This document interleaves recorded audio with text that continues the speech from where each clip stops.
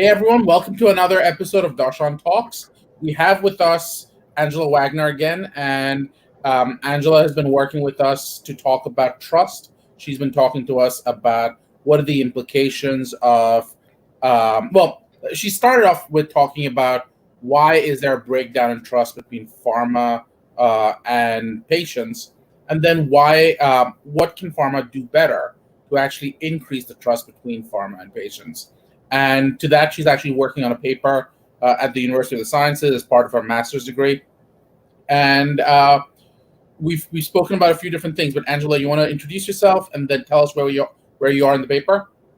Sure. My name is Angela Wagner, and I'm actually a full-time student in the MS program for biomedical writing at University of the Sciences. And as Darshan mentioned, I'm doing my project on trust between patients and pharma, and more specifically, how can medical communicators communicate trust in such a way that patients will find it useful. So up to this point, we've been dealing with the trust model and the four main components of the trust model that I created from empirical studies that were done over the last 10 years. So it's all recent information, which seems to be different from what some scholars are doing. They're tending to rely on the older, more established texts, but I wanted to, since I actually did not have a background specifically in the study of trust, I thought, well, why not start fresh? So all new information within the last 10 years, all empirical, patient-based studies. So the four components of the trust model are benevolence, attunement, integrity, and competence. And I could go further into those. Do you believe it's necessary, Darshan, or? A quick recap would be useful on what each of them are. Okay. So benevolence in this particular case is it's in value added. So it has to be something that will not benefit the pharmaceutical company directly. So the example that I like to give is a patient directory, which surprisingly patients really wanted. Patient directory does not directly benefit the pharmaceutical company. They're not, getting any money from the patients using this. It's a third-party system, and you could argue that the pharmaceutical company could lose something from this transaction because the patient could decide to, see a doctor listed in the directory. The doctor may prescribe a competitor's product, and now the pharmaceutical company has essentially potentially lost a patient, but they have done something benevolent. Attunement is it's a two-way interaction. It involves three precepts that I will have to go back and look at because, well, I didn't look at them today. Awareness, response, and harmony. Unlike benevolence, it is a two-way street, so there may be some overlap with benevolence, in terms of activities, but again, attunement can be for profit. It can benefit the pharmaceutical company directly. There's no reason why it can't. But again, the patient and the pharmaceutical company must have awareness that, there are some benefits available. There must be response. Customer contribution is a big part of that. And then there must be harmony, which basically means there's not much conflict going on. There's an agreement between patient and the pharmaceutical company that, their goals are unified. Yep. Moving on to integrity, which in this model suggests a set of qualities that are incorruptible. There are specific, portions of that have to do with written communication. I've actually listed them here in the outline. Objectivity, accuracy, truthfulness, the use of scholarly references. These things are all important. And let's see, moving on. Competence is the patient belief in the company's advanced knowledge of the subject and also the company's ability to communicate that information in a way that the intended audience, in this case the patient, can understand it and assimilate it without too much effort. And that's a big piece, because it's easy to have advanced knowledge. It is not quite so easy to communicate it in a way that your audience will understand perfectly, because obviously the patient audience could be very large, can encompass a lot of different groups. So it's kind of a complicated undertaking. Yep. And that's kind of where we are. Okay, so now that we're here, what are you going to talk about next? You're doing some original research. I am. So today I want to talk about methodology. And incidentally, I'm hoping that people who are interested can actually go and look at my outline. It has a direct URL. Let me grab that real quick. It is tinyurl.com/model of trust, all one word, no punctuation, no underscores. So anyone can go out there and place comments in the outline. So, again, if you would like to contribute, I welcome that. This is supposed to be sort of a crowdsourced project. It's a very interesting opportunity, and I would love to hear from you. Angela, could you take a look at the link I've thrown up? Is that correct? That is correct. Excellent. That is correct. Thank you, Darshan. No problem. So start us off. All right. So today we're going to discuss methodology. And what I really struggled with in working on this study was, of course, I wanted to, be able to contact actual patients. But unfortunately, with the scope of this project and the timing and the, other things that the IRB had going on right now with, research related to the pandemic, all sorts of things, it was not really doable to get IRB clearance for this project. So, I can't actually contact patients. I can't do surveys. I can't do social media campaigns. I'm pretty much dealing with, data sets and static information. So, I wanted to test my trust model, but I can't test it on patients. So what do I do? So my thought was, you'll see later on, probably not today, but later, where I actually have a methodology to test different portions of the trust model using branded websites from pharmaceutical companies. And, everything there lined up pretty well. But the question is, how do you determine trust, right? So we know that I can look at these pharmaceutical company websites and I can pick out things in the trust model, but how do I know if patients trust that? So the way that I thought I could possibly do this was to pull information from social media that just encompassed whether patients are trusting or distrusting towards certain brands. So in order to do that, that's the basics, and I'll go ahead and kind of go through the outline in a little more detail now. So my aim was to identify expressions of patient trust in a specific prescription pharmaceutical product brand, as obtained from publicly available online information sources, and to observe whether patient trust in the brand correlates to pharmaceutical company use of the components of trust from my model on brand websites that are designed for patient use. Can you explain that in like a small in not 100 words per sentence? Yeah, basically. So basically, I wanted to look for patient trust somewhere, because I can't interact with the patients directly, but I can see what they've been posting on social media. And I can actually see what they've been posting in forums. As long as it's publicly available, it's fair game.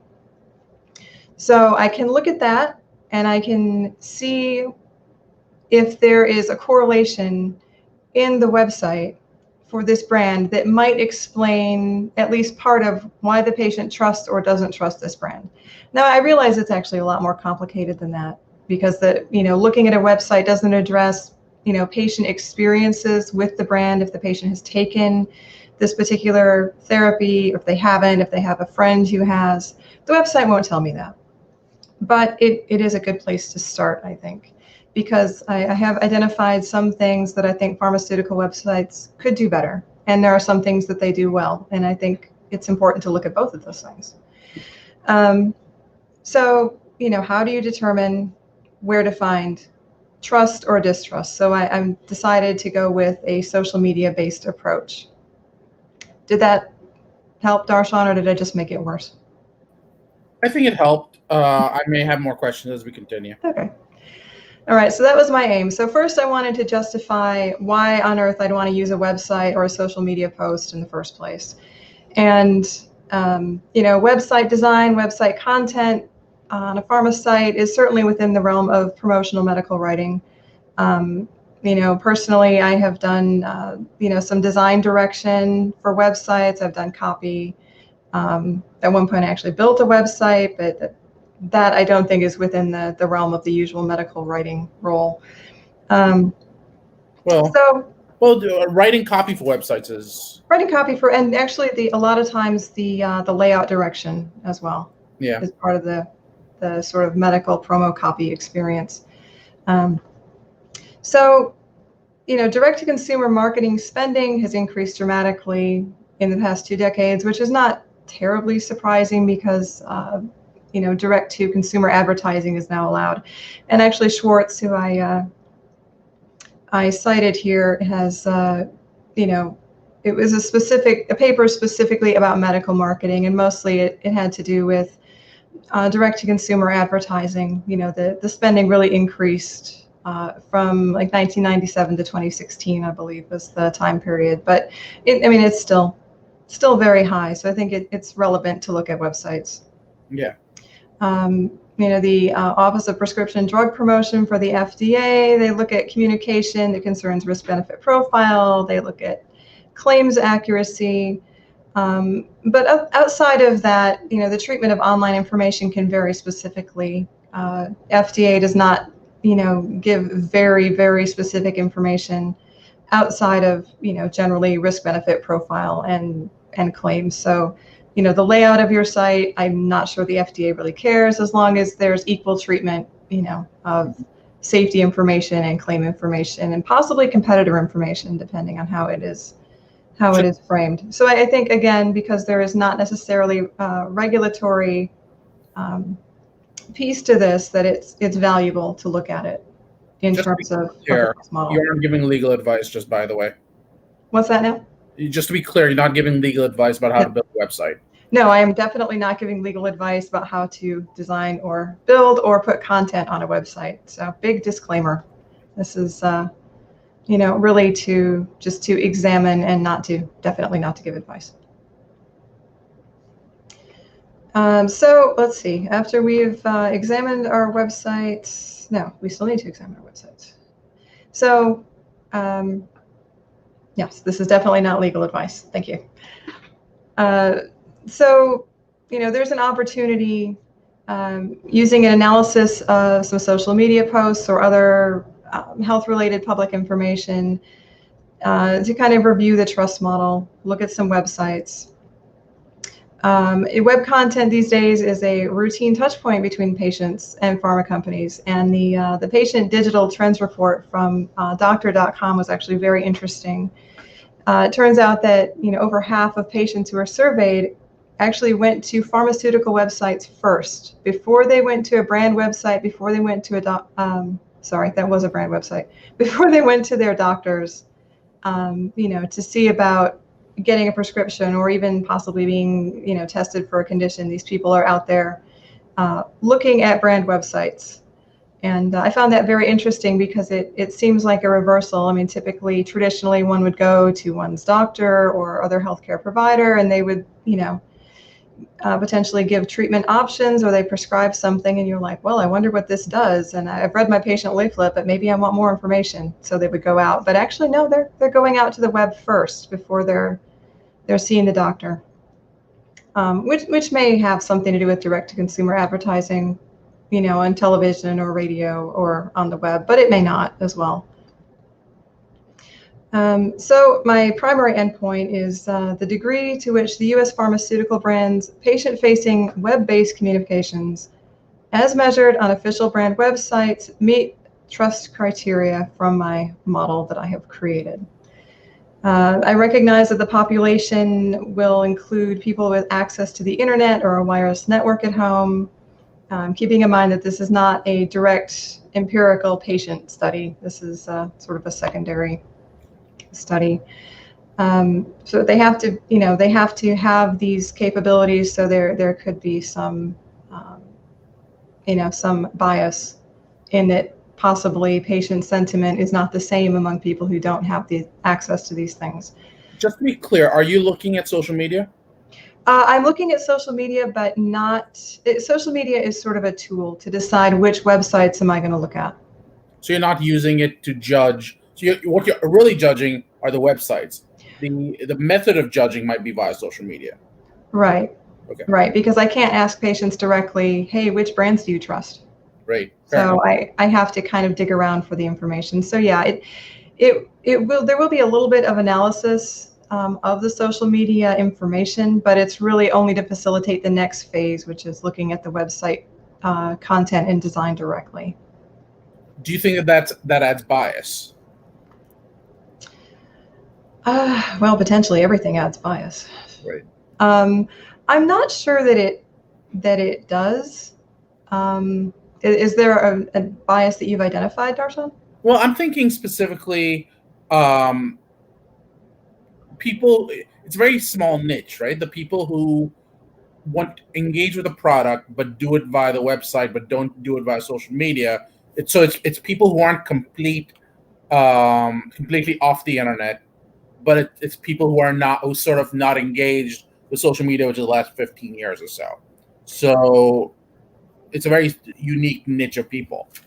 Well, I wouldn't say that it would be. It's actually not the same group of people. I mean, people who go out on the web and search for things. I don't know. They may have gone on social media. There's no way to know for sure. So it really just has to do with what information the brand has put out there. So given that, over half of patients are going to a website to look up information about a drug product, I feel fairly confident in using that to measure. So really the social media portion, it's less specific than, yes, I went out to Drug X's website and I looked at Drug X's product. They don't tell me that sort of thing. It's a little bit less than that. So I don't know that it would be the same group, or did I misunderstand your comment? You're fine. Sorry, I had muted myself. Okay. So yeah, I don't know that it's the same group. All right, so the procedure that I have put together, which again, if any of you have comments, I would love to see them on the outline because, more information is generally better. Yeah. So the first thing I did was to develop a brand list. So, which brands do I think I want to look at? Because this is what I need in order to go out to social media and see which brands people are talking about. Mm-hmm. So ideally, we're looking for brands that are relatively new. They have no generic equivalents, which is obviously a lot easier for a therapeutic biologic because last time I checked, there were still no interchangeables. So there are. In the U.S., we have interchangeable biosimilars? Well, it's not interchangeable. We have biologics that people do switch. They do not necessarily meet the FDA criteria of interchangeable. Yeah, okay. Definitely. But then they might mention both brands. I mean, they're not switching between, an innovator and a biosimilar and back. Yeah. I mean, if they were doing that, we would see interchangeability because I imagine that. I don't think the FDA has given enough guidance on interchangeability, but that's a different discussion. That would lead us down a bit of a rabbit hole there. Let's not. Yeah. All right. So ideally, we have no generic equivalent. So creating a brand list, I decided, well, why don't I go with the top ad spends? So I found a couple of different articles that talked about the ad spend in 2019 and even early 2020. Which I grant you is a little bit old, but I think the pandemic has made things a little bit more challenging. So I felt like it was still fairly accurate to use this information. So I found 18 brands, and I can list them off, but I don't know if I really need to. I don't know that it matters that much, other than they're all fairly new brands. They still have exclusivity. I did discover that Latuda had a generic that was approved, but as far as I can tell, it has not been marketed. So I still left it on the list. So again, I wanted to exclude brands that had established generics. According to a study that I found, and just in general parlance with people, a lot of times they speak about the brand even when they're talking about the generic. So here's my question though. yeah. A lot of these are a few years old. Like Chantix is Oh yeah. a couple years old. So my question is, why didn't you pick, say, the latest 10 drugs? Well, for one thing, patient access for the latest drugs is not necessarily as good as for slightly older drugs. Right. So, you have to look at formulary considerations as well. I mean, not as many people are going to take a brand new drug just because there may not be as many plans that, have favorable access. So that was one big reason why I wasn't concerned about using a slightly older drug. And again, it takes a while for these drugs to sort of get traction as far as the public is concerned. Do you worry it causes bias again? That you're picking which drugs to look at? Well, that's true. Perhaps I should have chosen something that was absolutely positively new. But again, there wouldn't necessarily be much chatter. Fair enough. So actually, of the 18 brands, there are some that are somewhat new. There are some that are older. I mean, Humira, that's pretty old. Chantix is pretty old. But again, that doesn't allow for new indications of older drugs either. Yeah. So a lot of the biologics I'm thinking of, they've got, they keep getting newer indications all the time. So, I think if I were to try to isolate them by, one component, I would probably make my sample pool far too small.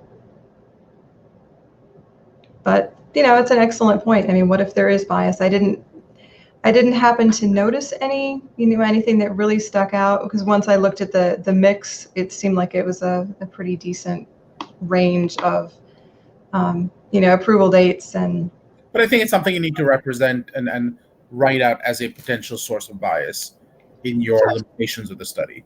Yeah, absolutely. Fair enough. Absolutely. Go ahead. All right. So I've got my brand list, and I excluded established generics, which actually I didn't have to do because as far as I could tell from a brief romp around Daily Med, there really weren't any. Aside from the generic of Latuda that does not appear to be marketed, and their product's website, Accord Healthcare, they did not list this as being one of their existing products. So I felt fairly confident that it, between not finding any mention of it anywhere, not finding it listed in Daily Med, and not finding it on the company website, it probably is not being marketed. So I also wanted to exclude anti-neoplastic agents and adjuncts to chemotherapy because the study that I read by Hillen in 2012 talked about patients, oncology patients, and their doctors and trust, and it seemed like there's sort of a lack of autonomy when it comes to patients with cancer, and that actually affected their ability to form trust, and they formed trust more readily, and they mentioned that they were less likely to lose trust in their doctors just because of the nature of a trust bond when you're in a life-threatening situation like that. Well, go back to your drugs though. Okay. Can any of the drugs you have on your list meet that same criteria though? I don't believe they do, actually. I mean, none of them, as far as I can tell, have been used as adjuncts to chemotherapy. No, I don't mean from a chemotherapy perspective, Okay. but I mean from it's life-saving, and therefore patients tend to trust them because they have less autonomy. Well, I could not find one in this list, or I didn't identify one that was particularly life-saving. I mean, you could argue there were great improvements with use potentially, but they were smoking cessation drugs, biologics for psoriasis, psoriatic arthritis, Crohn's disease. There was one MS drug in here, I believe. So why wouldn't the MS drug meet that criteria? Well, because there are also other approved treatments for MS. But that's true for cancer as well. There are other approved. It is, but there are agents that are specific to certain types of cancers. Mm-hmm. So, none of these agents were specific to one type of. I'm thinking like one type of psoriasis or one type of So they didn't one eliminate particular thing having to do with MS. It wasn't like it does this one specific thing that you can't get from any other drug. So, even though it is, it could be potentially, an immediate life-saving drug, especially, in the case of MS, which can be very severe and doesn't have a lot of treatments out there. It did not seem as life-threatening as, the idea of taking this cancer drug or not. So again, I mean, that could be introducing bias. I might want to take another look at it, and I will make a note, actually, to do that. Fair enough. But again, I didn't identify anything that immediately stuck out. Oh, I really should not include, any of these because there's a risk of it being an acute condition that, there really is no other treatment for. It's not, an orphan drug, nothing like that. And also I wanted to exclude, HIV agents or HEP agents for hepatitis for the same reason. So I would assume that, there would be a similar trust issue with something that is of that nature. But again, there was no brand that was applicable. But I wanted to make sure to include what my exclusions were. Just to have them for reference. So I might be able to take that out of the outline since it really is not completely applicable. But again, we'll see. All right, so developing a list of keywords. So planning to go in with the brand and then identify, go in with the brand information into social media. But once I pull that, I want to know if there's a quick way to decide what is a trusting post versus a distrusting post. And I have noticed that there are ways that patients will use certain words in trust building ways and certain ways in distrustful ways. And it's really interesting. And I thought it might speed up the analysis a little bit of the social media. So there really aren't any established trust keywords for patient and pharma interaction as far as I'm aware. If we... Could you go, quick question. Yeah. And I know we've discussed these questions in private before, but on this forum, how do you validate those words as meeting different standards? Like you've talked about medicine versus something else. Sure. So how do you know that that's true, or is that your own bias?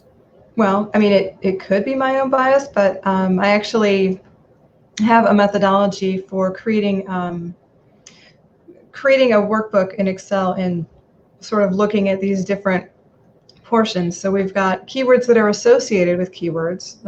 Actually, I probably can just go through and explain it real quick. Yeah. But yeah, there is a method. Ideally, you could even go through and use like a machine learning algorithm and go through even more social media posts and let the algorithm, let the model learn, and it could probably do a better job than I could. But it seemed like it was kind of overkill for what I needed to do. Okay. So no machine learning, just basic stuff today. For now, yeah. All right, so discussions of pharma in social media and forum contexts are kind of complicated. We have to remember that the patient is not discussing. Let me start over. So if you have a study where patients are interacting or people are interacting with each other, they tend to interact with each other on a forum. So person one puts something out there and you respond. Well, now you're responding to person one. So, there's an obvious trust or distrust relationship that happens between these two participants.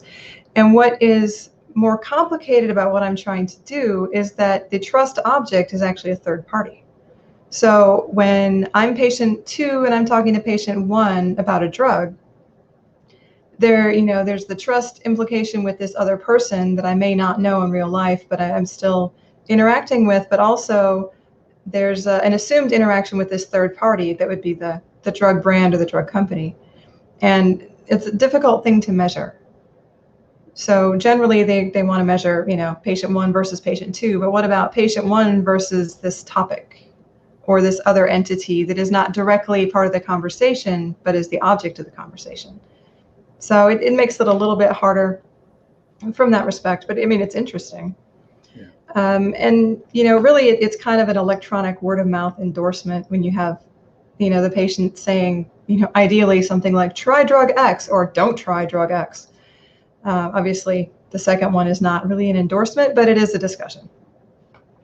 But, studies that have been done on electronic word of mouth endorsement, where people are talking about things they love on Twitter and Facebook and Instagram, they really haven't addressed that effect on healthcare utilization, as far as I know, or on, a consumer brand choice when you really need a learned intermediary.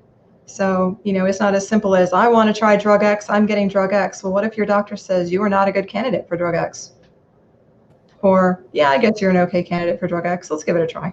Or you're a great candidate for drug X. So we really don't understand what happens when the patient sees an endorsement, maybe wants to try drug X, but there's something else going on. So that makes it, again, hard to look for trends or existing keywords. Fair enough. Existing guidelines for creating a survey in Trust was actually not applicable. I thought, well, what if I use language from an existing survey? Will that give me keywords, or will that tell me what to look for? And actually, it really didn't help. The guidelines that I found that are an international set called the Organization for Economic Cooperation and Development Guidelines on Measuring Trust. They're kind of used as a standard to help people develop trust-based surveys. But actually, they kind of apply to situations where a construct of trust or a concept of trust is already established. So, when they recommend the survey creation language, it uses the word trust. And obviously, I don't really want to look necessarily at the word trust, because I want to see what trust is made of. Well, a quick question for you, though. Yeah. In these specific situations, you said trust is established. And I'm going, I guess trust is established. It's just low level of trust. Well, okay, and actually, as the point of this study is to see what causes there to be establishment of trust, right? So that may be even slightly different, but I guess I misspoke. So I'm not really necessarily concerned that trust already is established, because that could be the case, for patient information that I've come across for this study as well. But rather, we want to break trust down into its component parts. And when you just use the word trust, like, do you trust this agency? Do you trust this doctor?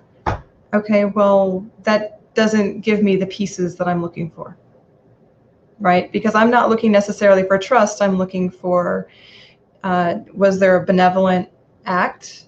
Is that what you're looking at? Are you looking at, do you feel like the pharmaceutical company is attuned to you? Do you have harmony of goals? Do you feel like they're treating you with integrity, or they have integrity? Do you feel like they're communicating adequately with you?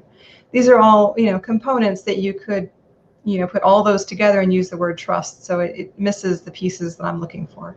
Fair enough. And I actually tried an SEO keyword search on Google as well, just to see, looking at all possibilities for keywords. And it turns out that it was not helpful at all. So when I went in and I looked for trust-related keywords, mostly I got estate planning, which wasn't really useful in this case. It was almost like Google didn't understand what I was looking for. So I have to do it from scratch. So initially, my plan is to do a manual review of social media content, web content that's user-generated, and see what language are they using. And I know you and I have talked about this a little bit, Darshan, but there were, some words that came out immediately, like patients use these words for each other, but they, when they talk about medications, but they don't use these words. So I added, some of those to my list to see when they're talking amongst themselves, what terminology are they using, and is there a difference between, terminology that seems positive and terminology that seems negative. So I actually went through and plan to analyze that a little bit more. How do you identify positive versus negative? Well, that was a challenging one. So I brought up associated keywords, and I actually did that with a word cloud, which appears a little bit later in the outline. Unfortunately, I could not find a guideline or standard to tell me what was considered, trusting or distrusting or neutral. So I kind of went in and, looked at these aggregate postings to see, for these specific keywords, are they associated with, feelings of positivity or negativity? Are they talking about having this keyword? Are they talking about not having this keyword? It was kind of challenging as a methodology because I wanted something that would be imminently reproducible without, any sort of wiggle room, and it was kind of challenging. So, let's see. Actually, I think I did write down what my criteria were. So if we can move on, maybe that will answer, or do you have more? No, please continue. Okay. That was how I started with the keywords. And then as I analyzed it, I looked for associated keywords. And if I saw those, with some frequency or with some strength, I decided to add those as individual keywords and search for them. So I chose dailystrength.org as the forum where I wanted just to find keywords. So these are all brand agnostic. I didn't look for any particular brand. I wasn't even really all that interested in whether they were using a pharmaceutical product or an herbal product or, some other therapy. I just wanted to see how were they using the words. So I went ahead and used Daily Strength. There were a couple of other forums that seemed like they might be a good fit, but they weren't really being used all that frequently. There's one called, I believe it's Inspire, and it's much older. So everything that I was looking at needed to be 12 months old or less. And that was very important because I wanted it to be, somewhat contemporary. So I went to dailystrength.org and I used BoardReader as an aggregator. So you can go to the BoardReader website, you can set up a search for a particular domain, which I did for the domain of dailystrength.org. I looked for results in the last year, and I entered these search terms one at a time. And when I got the results, I actually copied and pasted them into various places. I counted them, there are lots of analysis, and I'll get into that in just a second. I don't want to get ahead of myself. So created a workbook to capture all of these various data points. So I wanted to see the keyword. I wanted to see the number of results total for the last 12 months. And I could only review 150 of them manually. That was the limit that it would give me at one time on BoardReader. And I thought 150 was probably adequate for each keyword to look at it individually. So let's see, I went in, I reviewed them, and I was focusing on trends that related to the trust concepts that I had sort of analyzed and put out there in my model. I created a word cloud image, and this is actually how I got my associated keywords. So I went to a word cloud site called TagCrowd. It's a free site, and I pasted in the search results, and I removed certain web maintenance text, including like the privacy policy, etc. I wanted to see the frequency of the words, and I actually included a list in my outline here of the words that I excluded because they were related to static site content. They showed up, on every set of results the same way. They were not associated with any user-generated content at all. And there were actually quite a few of them. And then I wanted to look at the cloud, and the cloud creator removes stop words. So, words like not or did or, articles, things like that. So it would only show things that appeared to be thematic in origin, which made it a lot easier to look for these other keywords. Now, obviously, there were some confounders. They would list which forum. Angela, yes. Quick question for you. Yeah. How much more do we have? We can actually stop pretty soon here if you. Yeah, because I'm kind of thinking that we're getting into some really detailed methodology, and I'll be honest, it's starting to lose me a little bit. Okay. So I don't want to bore you too much. It's not the boring for sure. It's just complicated, and I want to make sure we analyze this properly. Okay. So that's you're also looking for feedback from not just me, but anyone else. Sure. So I think it's important that we break it up in a format that people can digest this. Sure. Again, for people who are open to it, Angela welcomes input at tinyurl.com/model of trust. So please feel free to go there and make any comments to the document. Angela, the document will only allow for them to propose changes, but not actually make changes. Is that correct? Right. Yeah. It's not editable, but if you go to the link, you can leave comments. So that would be appreciated.